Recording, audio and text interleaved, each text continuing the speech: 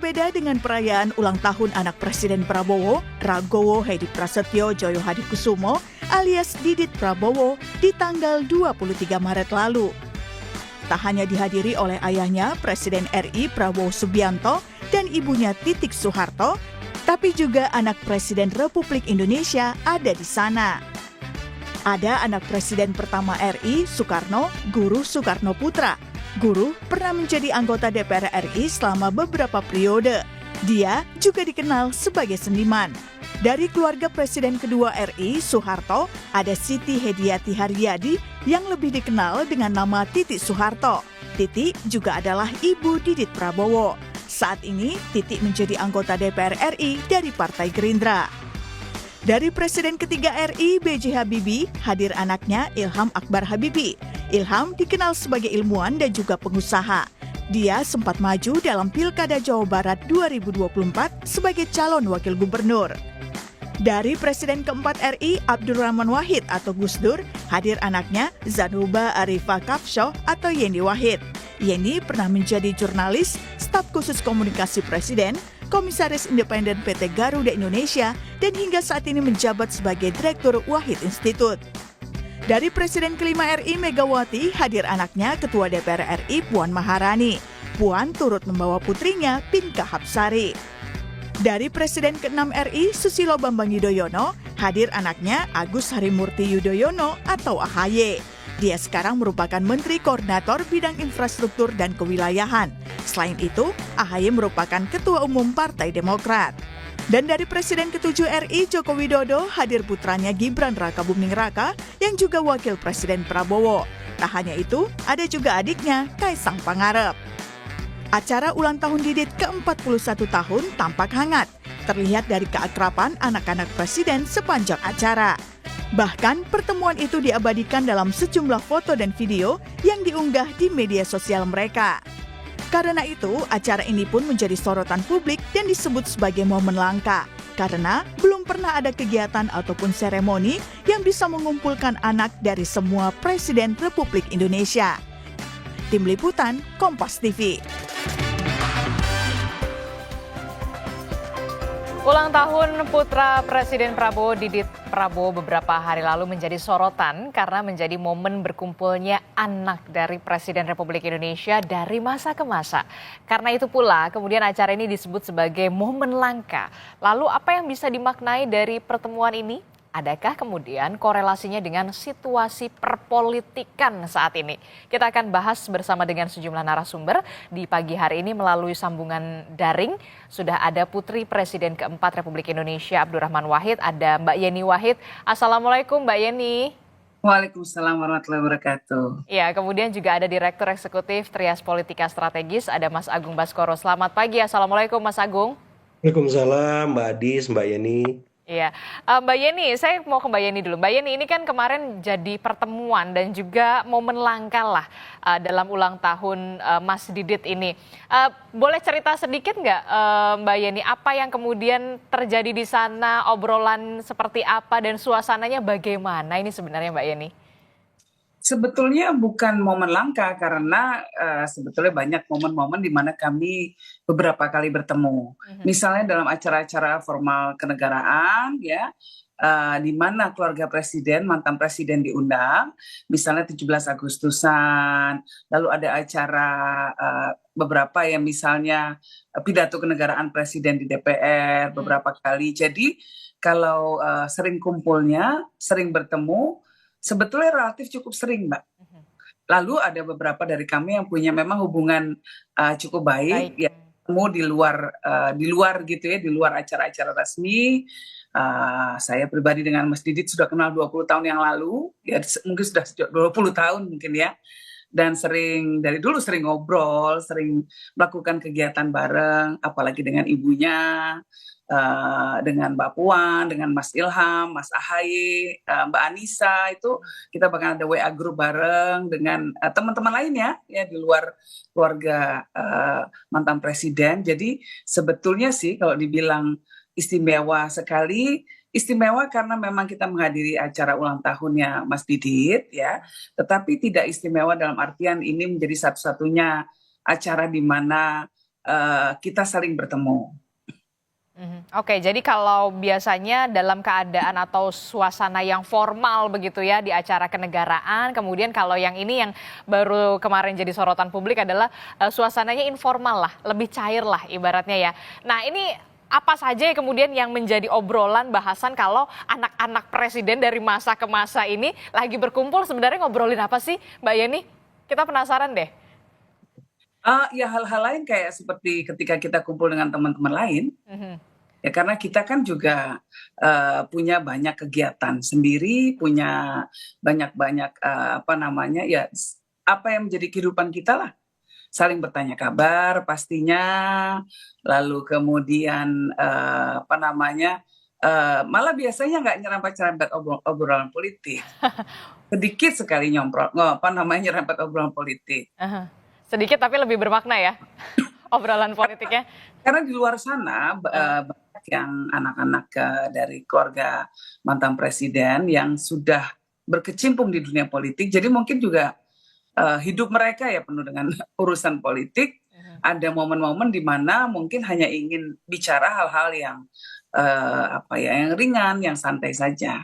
Nah, semalam itu malah kita ngomongin salah satunya misalnya ya, Mas Didit show-nya kapan, siapa saja yang pernah pakai bajunya Mas Didit misalnya kayak gitu. Saya kan kagum dari dulu memang bajunya sangat bagus sekali dan selalu promosi tentang songket dan kain Indonesia. Betul. Dan yang memakai juga bukan kaleng-kaleng gitu ya. Dan bukan karena karena siapa dia, karena ini sudah dilakukan dari sejak dulu.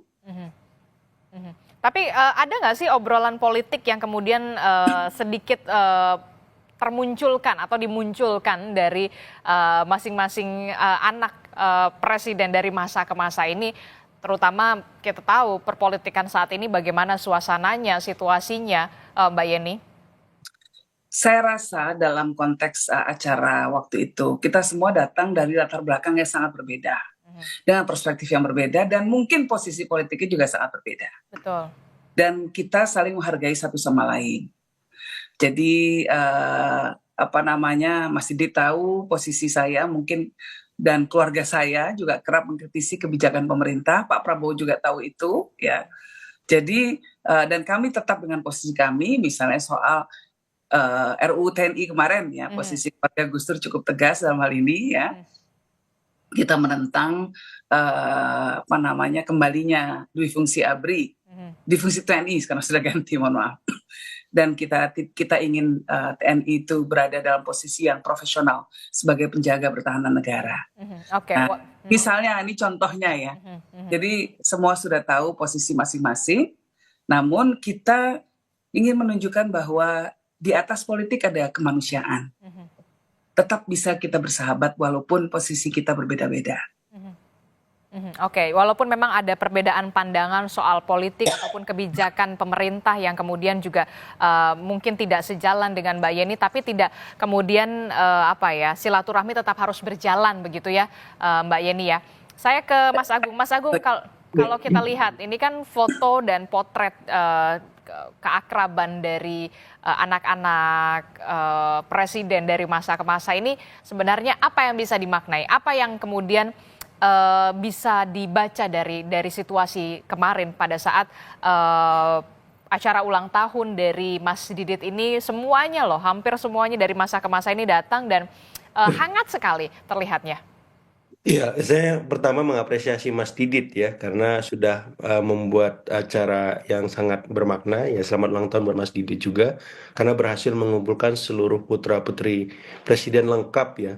Dan itu luar biasa saya kira. Jadi kalau misalkan ada publik yang menganggap ini istimewa, sangat istimewa menurut saya pribadi. Jadi saya mengapresiasi supaya forum semacam ini bisa terus dilakukan dalam acara-acara non formal lain ataupun sifatnya formal, karena ini bisa memberikan situasi yang kondusif, membuat kohesi sosial politik kita juga lebih baik. Karena apa? Karena selama ini politik bapak ibunya agak kenceng, Mbak Yeni ya. Tapi kalau anak-anaknya adem, hangat, cair, ini bisa mendinamisasi itu, dan bukan tidak mungkin bapak ibu tadi bisa lebih luwes juga, lebih lentur, lebih elastis sebagaimana anak-anaknya. Tapi kalau anak-anak ibu bapaknya belum bisa juga, ya udah anak-anaknya yang memulai dan ini future Indonesia seperti itu. Jadi saya melihat optimis bahwa sebuntu apapun komunikasi bapak dan ibu politiknya tadi, anak-anaknya bisa merajut itu supaya lebih produktif, konstruktif untuk kebaikan Indonesia. Yang kedua, momen ini diposting ulang oleh Mbak Yeni, Mbak Siti, Hediati, Mbak Titi, Mbak Puan, kemudian Mas Ahaye. Artinya apa? Buat saya misalkan gen milenial ataupun gen Z, Alpha misalkan, Hmm. ketika ada momen bukber atau momen halal bihalal atau momen apapun diposting ulang dan derajatnya itu fit Mbak Adisti, Mhm. bukan story ya, IG story gitu. Itu berarti luar biasa gitu bagi masing-masing. Mhm. Artinya apa? Pengen momen ini dikenang sepanjang masa supaya apa bisa berlangsung kembali gitu. Kalau buat saya ya gen milenial, nanti nggak tahu nanti gen di luar itu karena apa? Karena memang ini memorable banget gitu. Jadi kalau misalkan bisa dimulai ya, artinya bisa terus dilanjutkan tradisi itu terlepas tadi ya ada perbedaan pandangan soal kebijakan, dinamika kebijakan yang sekarang mengemuka, apakah soal undang-undang TNI ataupun soal-soal yang lain. Tapi yang jelas di publik juga bisa dewasa melihat perbedaan itu. Walaupun otot-otot politik ini terus beradu ya secara intens dalam kebijakan tadi ataupun dalam event seperti pilpres, pilkada dan seterusnya, tapi anak-anak presiden ini bisa mencontohkan ya udah berbeda itu biasa kok, emang kita berbeda, tapi kita bisa duduk bareng, ketawa bersama, bukber, mana tahu nanti halal bihalal di rumah Mbak Yeni ya Mbak, nggak tahu, tapi yang jelas ini positif, ini konstruktif dan saya mengapresiasi itu Mbak Adi seperti itu. Aha, oke, ini jadi contoh juga bagi tokoh-tokoh politik, walaupun punya perbedaan pandangan politik ataupun perbedaan pandangan soal kebijakan pemerintah, ada yang mengkritisi, ada yang pro pemerintah, tapi kemudian ketika silaturahmi itu tetap hangat bisa berjalan, inilah kemudian menjadi contoh juga bagi para tokoh-tokoh politik senior, begitu menurut Anda, Mas Ya, Agung? hal hal biasa ya Mbak Yani, apa Mbak Adisti ya. Jadi hal biasa, hal lumrah dan saya kira tradisi semacam ini bisa menjadi bagian dari demokrasi kita bahwa ya nggak selamanya kita harus bareng duduk bersama, ya perlu juga ada yang mengawasi, ada yang kritisi, ada yang mengawal supaya apa? Supaya demokrasi kita sehat, semakin berkualitas seperti itu. Mhm, mhm. Termasuk juga ini bisa menjadi salah satu langkah awal tidak sebenarnya Ya. Mas Agung untuk upaya rekonsiliasi lah hubungan antara Pak Jokowi dengan Bu Mega begitu nanti ke depannya karena kan kalau kita lihat anak-anak dari presiden ini memang sudah hangat lah ya, sudah komunikasinya sudah berjalan cukup cukup apa ya, cukup intens begitu dengan kehadiran Mbak Yeni dan juga masing-masing anak-anak presiden di acaranya Mas Didit. Iya, politik Bapak Ibu ini memang agak serius, Mbak Adis ya. Jadi derajatnya itu agak lebih apa lebih spesifik, lebih lebih lebih ideologis, lebih apa ya, lebih sensitif gitu karena ada hal-hal yang selama ini menjadi sebuah values ya dari Bapak Ibunya dari anak-anak presiden ini sehingga kalau itu langsung dalam tanda petik islah bertemu itu agak susah gitu. Hmm. Tapi yang jelas saya melihat nggak apa-apa politik Bapak Ibu tadi memang seketat itu, se apa ya, eh, keras itu, tapi kalau anak-anaknya ini terus melakukan apa ya konsolidasi, kemudian silaturahim dengan sendirinya itu akan membuat lebih lentur ya. Jadi saya melihat memang seringkali relasi yang sangat buntu, kaku itu bisa luwes dengan sendirinya seiring berjalannya waktu. Jadi waktu akan menghilingkan, memulihkan, mendamaikan gitu.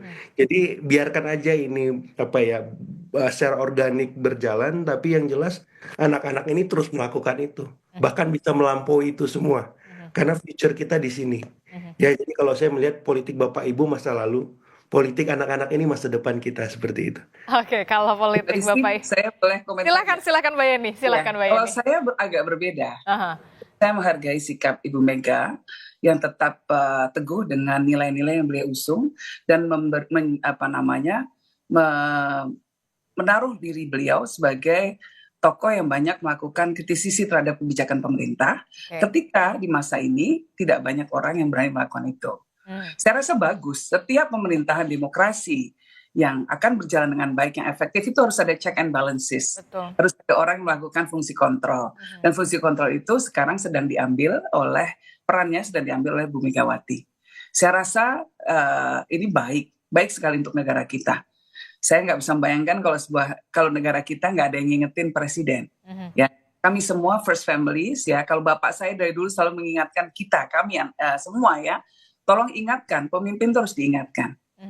Karena kalau nggak diingatkan, pasti bisa saja kepleset, pasti bisa saja salah membuat asumsi. Nah, padahal salah satu kondisi pemimpin itu adalah banyak dikelilingi oleh anak-anak buah yang hanya ingin memberikan laporan yang menyenangkan. Dan itu tidak sehat. Pemimpin harus tahu realita yang ada di masyarakat. Nah, salah satunya adalah ketika ada suara oposisi yang menyatakan bahwa Pak, ini loh ada yang salah, Pak, ini yang harus dibenahi, Pak, rakyatnya masih sengsara, Pak, ada banyak hal, atau Pak atau Bu ya, ini tergantung presidennya siapa. Nah, fungsi itu harus ada yang mengambil. Nah, saat ini dijalankan oleh Bu Mega, itu sangat baik sekali. Kami, anak-anaknya, kemudian bisa berkumpul, tidak apa-apa, memang ya, karena memang teman. Dan ada dimensi di mana ya tadi itu, di balik politik selalu ada humanitas, ada kemanusiaan, tetapi bahwa dalam bernegara tetap harus ada fungsi kontrol yang dilakukan agar pemimpin kita bisa menjalankan amanahnya dengan sebaik-baiknya. Dan kita semua ingin agar pemimpin kita, siapapun mereka, itu sukses. Ya, karena kesuksesan pemimpin berarti artinya rakyatnya juga akan sejahtera. Kalau pemimpinnya gagal, kita juga repot, rakyatnya juga susah. Tapi untuk itu kita harus memberikan kritik yang konstruktif, mengingatkan, dan saling menjaga. Karena teman yang baik adalah teman yang ketika temannya salah, itulah yang kemudian diingatkan, begitu ya. Betul. Mbak Yeni, tapi itu kan dari segi politik begitu ya. Tapi bagaimana dari sisi personal? Alangkah kita bisa dihadirkan atau ditunjukkan kepada masyarakat ketika ada tokoh-tokoh politik senior, walaupun memang perbedaan politik, perbedaan pandangan, posisi Bu Mega dalam tanda kutip ini tepat pada posisinya, tapi kemudian dari segi personal begitu. Masyarakat juga ingin melihat begitu tokoh-tokoh politik atau mantan-mantan pemimpin bangsa ini bisa bersatu untuk kemudian memajukan bangsanya. Betul. Dan itu energi yang ingin dikeluarkan, saya rasa ya, kalau kita mencoba untuk menganalisa apa niatan Mas Didit untuk mengundang kita semua. Karena kita juga nggak tahu waktu diundang acaranya kan seperti apa. Cuma dibilang acaranya santai. Makan-makan biasa kayak bukber lah ya. Nanti mungkin ada anak yatim piatu yang akan ikut, tumpengan sederhana yang kita nggak tahu ternyata ayahnya juga hadir. Kita pikir kan cuma anak-anak. Ya, kalau anak-anak kan biasa. Kita sering kumpul-kumpul juga walaupun mungkin nggak lengkap gitu ya.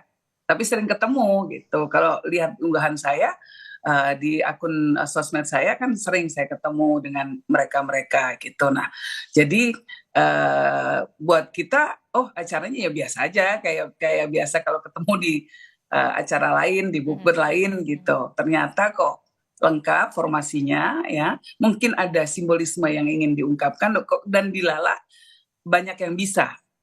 Nah, dan kemudian bahkan ada ayahnya. Nah, jadi ayah dan ibunya Mas Didit. Jadi ya mungkin dilihat oleh publik ini menjadi sangat lengkap gitu. Energinya ya dari tadi ya, energinya yang ingin melihat bahwa pemerintahan ini sukses. Namun untuk bisa sukses maka kita semua juga harus mau terbuka, menerima saran dan menerima kritik gitu. Oke, saya ke Mas Agung. Mas Agung, ini kan kalau kita lihat ya, bisa jadi pertemuan ini Mas Didit lah ya, tokoh sentralnya begitu. Mungkin tidak kemudian Mas Didit ini dan juga Mbak Yeni dan juga anak-anak mantan presiden yang lain begitu ya, bisa melakukan atau menginisiasi sebagai langkah awal begitu ya. Saya tidak mengatakan ini soal perbedaan pandangan politik, tapi paling tidak ada pertemuan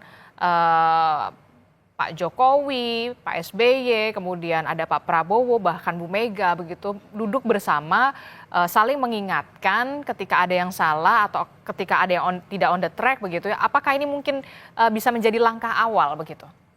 Iya, kalau langkah awal bisa dan mungkin, tapi kalau untuk mendudukkan dalam waktu dekat, saya masih ragu Mbak Adis, Ibu Masih Mega. banyak apa ya, aral merintangnya atau bagaimana ini sebenarnya?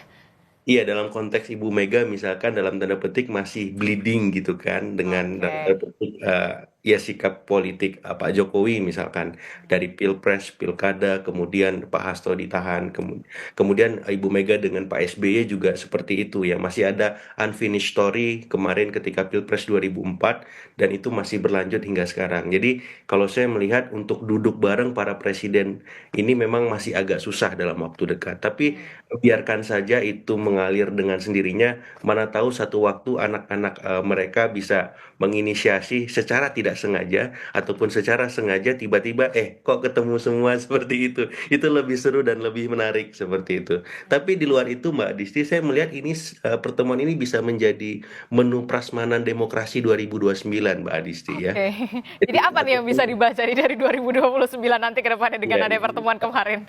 yaitu menu masakan Padang lah. Banyak pilihan ini kita 2029 ya. Ada kikil, ada babat, ayam goreng, gulai otak, macam-macam lah istilahnya gitu. Jadi Nah, ada Mbak Yeni, Mbak Puan, Mas Ahaye, Mas Ilham seperti itu. Jadi dalam tanda petik ya forum anak-anak presiden ini juga bagian dari sirkulasi kepemimpinan nasional kita.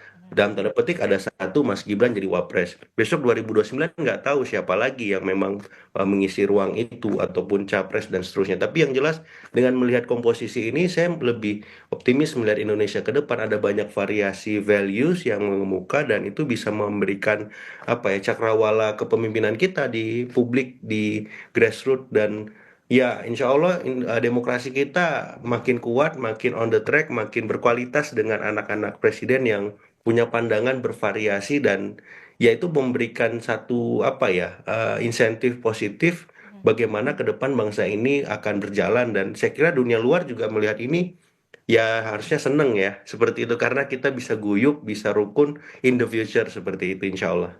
Oke, jadi bukan hanya sekedar ingin memperlihatkan it's gonna be okay begitu ya semuanya berkumpul dalam situasi yang hangat, tapi kemudian dari segi politik begitu, apakah ini juga bisa menampilkan adanya pilihan prasmanan politik dalam tanda kutip untuk 2029? Bagaimana kemudian respon dari Mbak Yeni? Tapi jangan dijawab dulu Mbak Yeni, Oh, kita akan jeda dulu, usai jeda kami akan kembali. Terima kasih Anda masih bersama kami dalam Sapa Indonesia Pagi. Saudara masih membahas soal bagaimana makna di balik dari pertemuan anak-anak presiden dari masa ke masa di hari ulang tahun dari Mas Didit begitu ya. Mbak Yeni, melanjutkan perbincangan kita tadi. Mbak Yeni, jadi kalau misalkan ini pertemuan bukan hanya soal bagaimana pertemuan hari ulang tahun Mas Didit, tapi kemudian bisa jadi kalau kata Mas Agung ini bisa jadi prasmanan politik lah untuk 2029. Bagaimana respon Anda, Mbak Yeni? stok pemimpin kita itu banyak banget, Mbak. Dan tidak mesti harus dari keluarga putra presiden. Karena memang kita punya privilege ya, artinya nama besar ayah dan ibu kita kemudian akan membuka jalan, memberikan kita public recognition atau terkenal di publik. Itu sebuah modal politik memang. Cuma bahwa stok pemimpin di Indonesia itu banyak sekali dan jangan kemudian yang layak dianggap menjadi pemimpin hanya mereka-mereka yang kebetulan menjadi keluarga anak presiden. Sayang karena karena di Indonesia ini 300 juta, hampir 300 juta orang, talentanya luar biasa, banyak sekali tokoh-tokoh publik, tokoh-tokoh politiknya yang punya kemampuan memimpin dan tidak dipungkiri juga barangkali saja ke depan nanti dari mereka juga banyak yang bisa naik untuk memimpin bangsa kita. Jadi bukan hanya soal anak-anak presiden saja begitu ya, banyak juga tokoh-tokoh politik lain lah yang masih bisa punya kesempatan begitu ya Mbak Yeni ya. Seharusnya begitu dalam negara demokrasi. Oke, saya ke Mas Agung. Mas Agung, terakhir apa yang kemudian bisa di approach selanjutnya setelah adanya kumpul-kumpul lah ya, kumpul-kumpul anak presiden dari masa ke masa, tidak hanya berhenti sampai di sini, tapi apa yang kemudian bisa diperbuat oleh anak-anak dari presiden dari masa ke masa ini setelah kita tahu soal situasi perpolitikan saat ini seperti apa?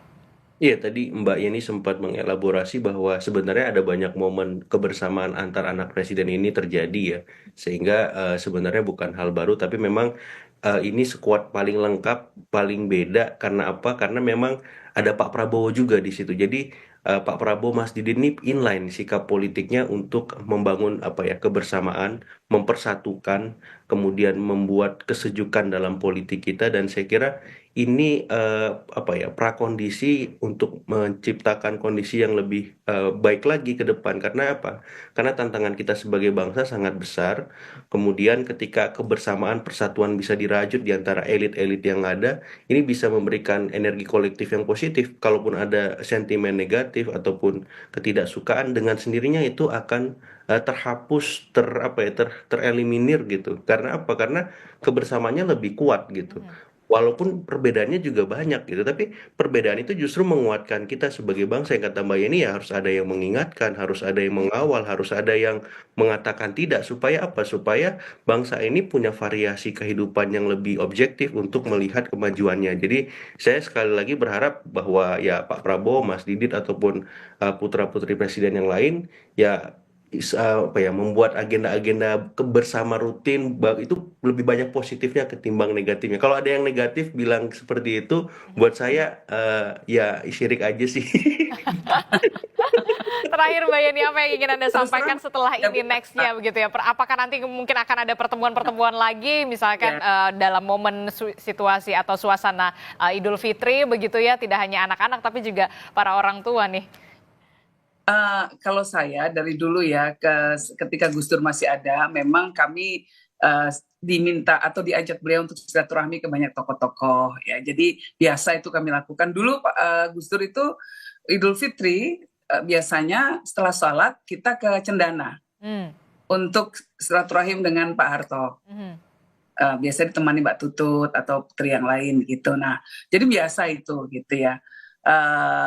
Nggak tahu ini apakah akan ada open house dari para tokoh-tokoh, presiden dan lain sebagainya, para menteri dan lain sebagainya. Tapi tidak menutup kemungkinan kalau cuma sekedar silaturahim ya.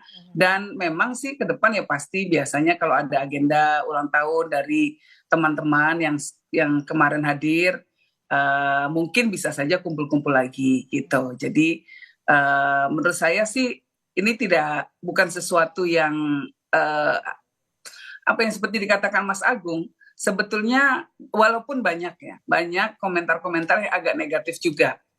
Melihat keakraban kita, melihat acara pada malam itu ya, terus terang di komen-komen sosial media saya juga banyak yang mempertanyakan gitu. Tetapi kalau menurut saya acaranya ya biasa seperti kita kumpul dengan teman-teman lain. Yang membuat tidak biasa kebetulan karena mungkin personil yang hadir adalah putra-putri mantan presiden. Itu saja. Tapi kan ya semuanya juga manusia biasa.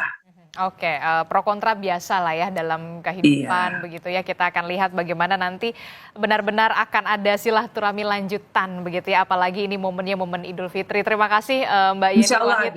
Oke baik, kita akan tunggu ya Mbak Yeni ya. Oke, terima kasih Mbak Yeni Wahid telah bergabung bersama kami. Kemudian ada Mas Agung Baskoro, terima kasih juga sudah menyempatkan waktunya. Selamat pagi Bapak Ibu, Assalamualaikum, sehat selalu.